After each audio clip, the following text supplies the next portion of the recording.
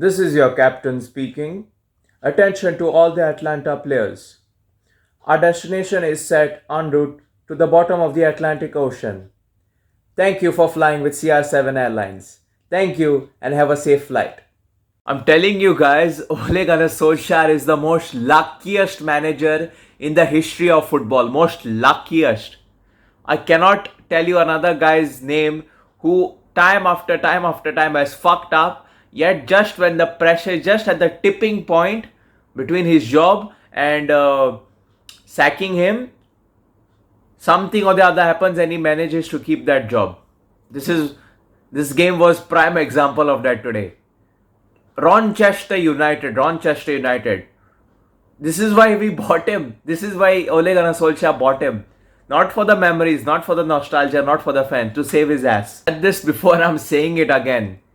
Lady Luck is Ole's eternal love. He shags her fucking every night and she showers him with good luck. Just when I think this guy is done and dusted, somehow he manages to get a win.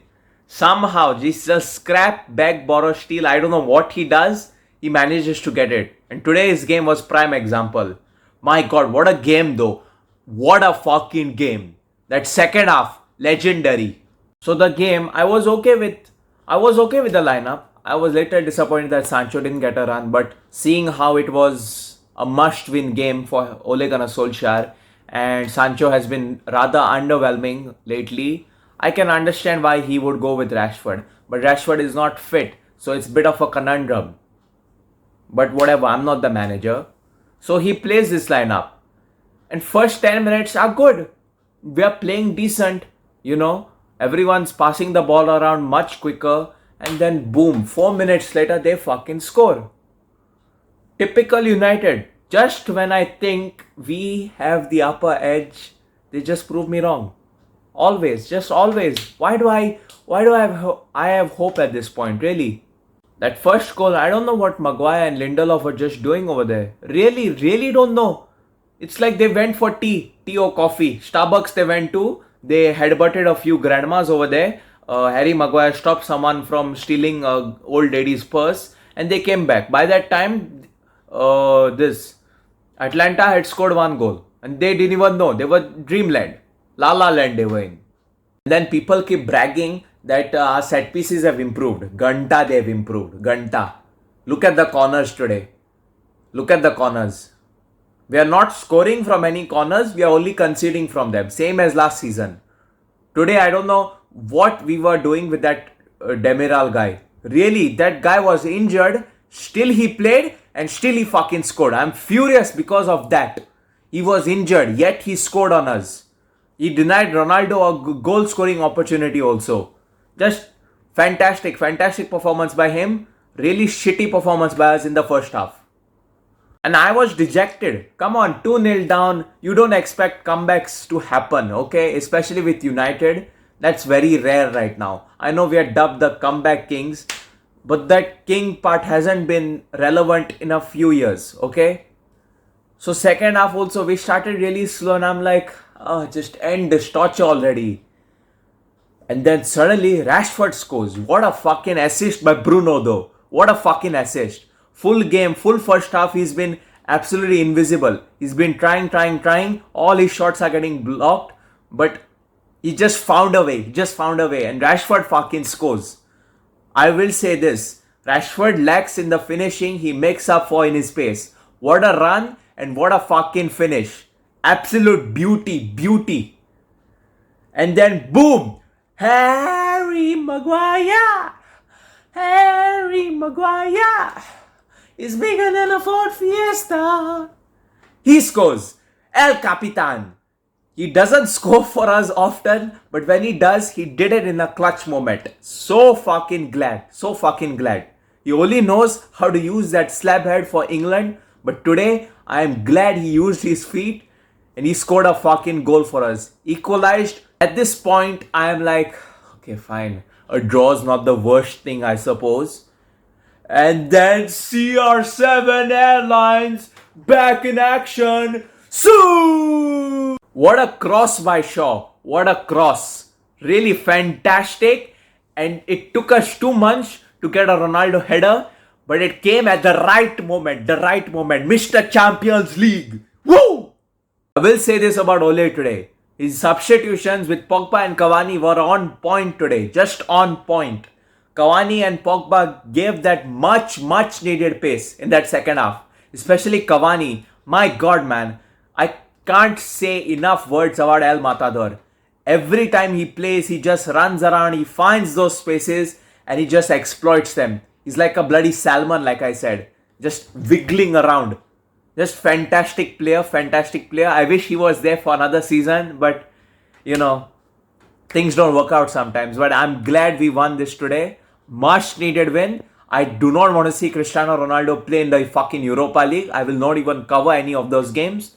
And I will not even pay for the channel. Those are shitty league. That's meant for fucking Arsenal, not us. See, this is our problem, okay? Our problem was we start the game slow. That cannot happen, for God's sakes, man. Ole needs to tell the players from minute 1 to minute 90, show the same fucking urgency you all showed today in the second half. In the second half, at least, the players felt like they had some desire to win. They at least had that desire, that ambition. Okay, let's not lose so embarrassingly yet again after being battered by Leicester 4-2. Let's at least win for the home crowd. So I'm glad they got their passion straight. Now this being said, I'm not Ole in. I'm still in favor of a better manager. But today, he got rescued by individual talent. That's it. Okay, if it wasn't for Ronaldo, Rashford, this game would have been 3-0 or 4-0. God knows how. And David De Gea pulled off a couple of fantastic saves. Fantastic. Cannot say enough about this keeper. Just class. Best in the world. You do not compare him to Mendy. Mendy and our defense is miles apart. Mendy is a good keeper, but nowhere near David De Gea's level. One bicycle save he pulled off, everyone's calling him the best in the world. Okay. The only reason David De Gea is not considered best in the world because the StatPad people, they look at the clean sheets. That's bullshit. If you watch the games, you will see how hard he works and what class saves he pulls off. So shut up until then. Just don't look at the stats and blindly yap what comes in your mouth. Many people think I want Ole to not succeed. Like I want him to fail. What have I got to lose? What have I got to gain also? All I gain, all we United fans gain is happiness, right? I want to see my club lose. You think I want to suffer? You think I want to be reduced to emotional breakdowns week after week when we lose? No. I want this guy to succeed, man. I really do. He's done a fantastic job, with the project restart and all that. But now it's like he's lost his edge. He's out of depth, man. It's like he's building a new house. The foundation has been laid. Okay? And there's so much of space left. There's so much of potential. You could build a terrace. You could build a indoor garden. You can put a swimming pool, jacuzzi. And Ole is still stuck in the foundation in the living room on an air-blown mattress. He's just living his days on that. It's kind of like that. He doesn't have the idea or the tactical awareness that other world-class managers like Ten Hag, Conte or Zidane have. But what to do? I guess we stick with him. I don't know, man. I really don't know. I want a change of pace. I want to see a change of management. But what to do? It's not in our hands. And if Ole has said this, that he doesn't coach the players, then the people who do coach the players need to be fired. Carrick, Phelan, McKenna, fuck off. These people are the real main cause. Because if Ole does not coach, these people are the backbone. Okay? We need to get new backbones, get a marrow transplant, get whatever. Just get new people. If Ole wants to stay, he needs to make these tough calls. Grow some cojones and make the tough calls. Okay? Now your true ambition to win trophies will be decided against Liverpool. Old Trafford only. Please, this is a theatre of dreams. Do not make it a theatre of nightmares. Please, I beg of you. Sir Alex will be there. Do not disappoint him. Already the guy has many health issues. Do not give him another reason to fall sick. Get your shit together and build on this win. God's sakes, whatever time you have left, if you're staying for another season, I don't know, that's not up to me, that's up to the owners. But if you want to stay, you build on this game. You build on this game, get some momentum. I'm telling you. Otherwise, your job is gone, bro.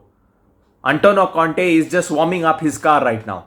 Just getting on the wheel. Sooner or later, it won't be Ole at the wheel. It will be Tony at the wheel.